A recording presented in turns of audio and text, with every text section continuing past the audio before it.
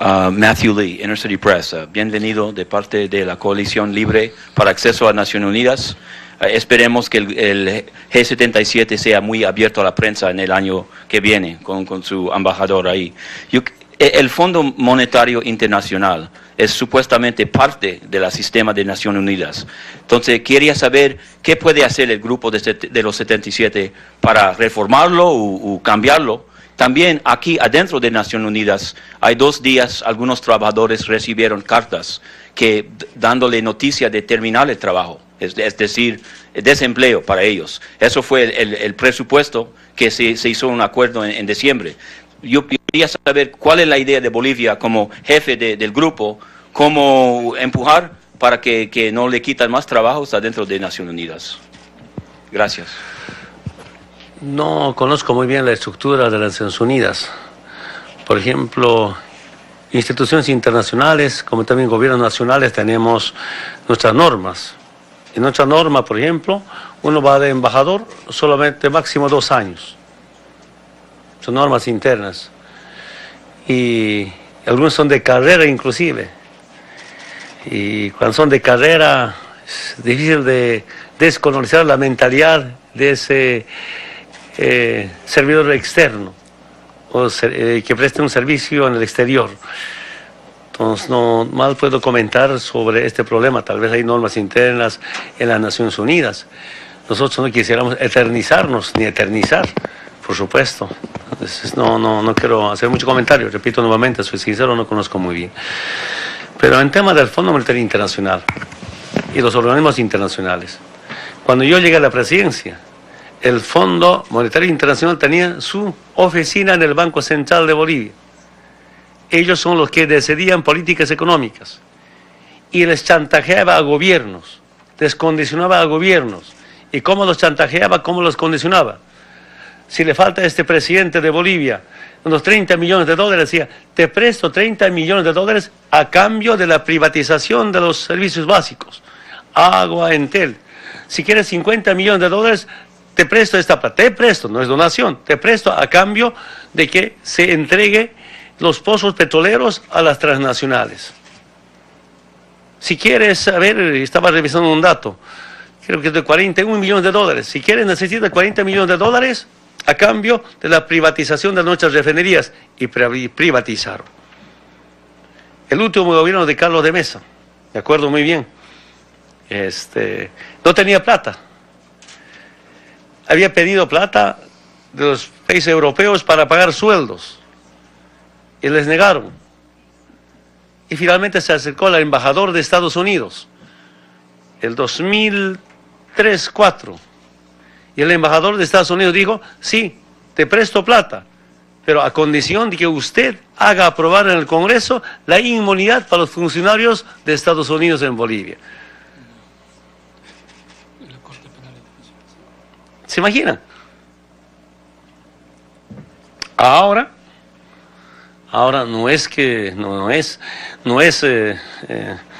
no decide políticas económicas el Fondo Monetario Internacional. Nuestro vicepresidente decía, antes, ¿quién manejaba la economía nacional? Los Chicago Boys. Ahora son Boliviano Boys el que maneja la economía nacional. Algunos dicen Chuquiago Boys, ya no, Chicago. Chuquiago es el Departamento de La Paz. Fuera, Fondo Monetario Internacional de las oficinas del Banco Central de Bolivia. Antes, políticamente, ¿quién decidía? El embajador de Estados Unidos, los comandantes de la policía, los comandantes de las Fuerzas Armadas, los ministros de la área política tenían que tener aval de la embajada de Estados Unidos para ser ministro o comandantes. Ahora algunos militares, algunos policías piden aval de los movimientos sociales. Está bien, no me molesto, está muy bien, es el pueblo, ¿no? Ya no es el imperio, ¿no? Quiero contarles, cuando ya he sido presidente electo, el 2005, me invitaron personeros del Banco Mundial, del Fondo Monetario Internacional. Yo no tenía espacio, lugar para atenderlas. Recibían café, un lugar donde se toma café. Entiendo que hay a pulsarme qué harán ustedes. un poco insinuaban someterme y aquí yo me ruegue, que me preste plata, que me regale plata. Yo dije, aquí nosotros vamos a decidir nuestras políticas económicas. Decidimos, se retiraron, se perdieron una temporada. Después de nacionalizar el 1 de mayo los hidrocarburos del 2006, y revisamos nuestros datos económicos en agosto, septiembre, había cambiado la economía nacional. De verdad, yo no soy profesional, no soy experto en finanzas, pero cuando con nuestro vicepresidente Álvaro revisamos, pues sobra plata. Ya no teníamos que prestarnos plata para pagar aguinaldos. Había superávit el primer año de nuestra gestión, porque hasta ese momento, hasta el 2005, 40 años con déficit fiscal y el primer año de nuestra gestión con superávit. Pero además de eso había plata. Y ahí planteamos, hay que crear un bono Juancito Pinto. Esa plata no puede quedarse, no hay que gastar. Creamos el bono Juancito Pinto, que es un bono anual para los estudiantes del nivel primario, para empezar. Ya, donde ya no hay que prestar plata, más bien sobró plata, con superávit. ¿Se imagina? Si ya cuando nosotros decidimos ha cambiado. Solo puedo resumir diciéndoles, como potencias, si es tu aliado, jamás van a permitir que te desarrolles. Nunca van a querer eso. Y esa es mi experiencia. Cuando nos liberamos de estas políticas económicas, nos liberamos de todas las imposiciones políticas que venían desde la embajada, ha cambiado la situación social y económica de Bolivia. Eso es para mí algo inédito. Repito nuevamente, ni siquiera nosotros íbamos a calcular así, que hemos calculado los resultados. Por eso hace un momento les decía algunos datos económicos. ¿Qué nos decían? Si se nacionalizan los hidrocarburos, no iba a haber de inversión en tema de hidrocarburos.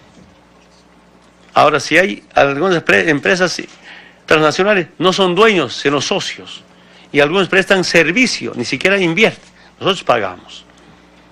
El 2005, la inversión en hidrocarburos eran apenas 200 millones, privados en especial, y algunos poca plata del Estado. Si la renta petrolera era 300, ¿de qué iba a invertir el Estado? Eran privados. El año pasado, la inversión, casi 70-80% con nuestra plata, 2.000 millones de dólares. Para este año está programado la inversión de 3.000 millones de dólares. Si el 2005 la inversión era 200 millones, el 2013 2.000 millones, para esto 3.000 millones es nuestra plata. Si hubiéramos seguido sometidos al Fondo Monetario Internacional, ¿qué inversión? ¿Qué desarrollo? ¿Y cuál ha sido la clave de la nacionalización? Quiero que sepan. Antes, cuando estaban en manos las transnacionales del petróleo y el gas en especial, ¿qué decía? El titular, que es la transnacional petrolera, el titular adquiere el derecho de propiedad en boca de pozo. Cuando yo como dirigente reclamaba a los gobiernos, ¿por qué el gas no es nuestro? Nos decía, cuando está bajo la tierra es de los bolivianos, pero cuando ya sale ya no es de los bolivianos. Inventaron un contrato inconstitucional llamado en boca de pozo. Y el titular adquiere el derecho de propiedad en boca de pozo. Del 100% de utilidades, 18% para los bolivianos, 82% para las transnacionales. Antes de la nacionalización, con los técnicos bolivianos, pero con los expertos internacionales, debo reconocer, algunos españoles, algunos cubanos, venezolanos, porque algunos brasileños, expertos. Yo pedí, a ver, si ahora nacionalizamos, ahora no van a ser dueños ni patrón sobre nuestros recursos, sino van a ser socio. Si con 18% pueden recuperar su inversión y tener utilidades. Después de un estudio, análisis económico, que lo que pasó 2-3 semanas, me dicen estos expertos internacionales en tema de hidrocarburos, presidente Evo, con 18% todavía tienen ganancia, utilidades, y recuperan su inversión.